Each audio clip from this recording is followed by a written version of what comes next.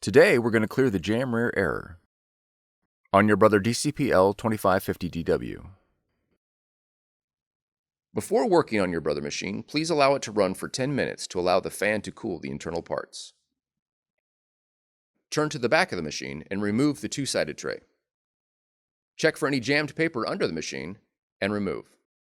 Next, open the back cover. Verify that the green envelope levers are locked in the upward position.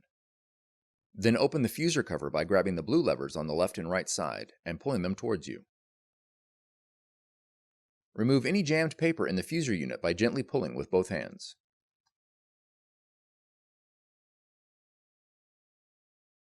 Close the fuser cover. Now close the back cover. Replace the two-sided tray, ensuring it is placed firmly inside the machine. For more tutorials, FAQs, and videos, visit us at www.brother-usa.com.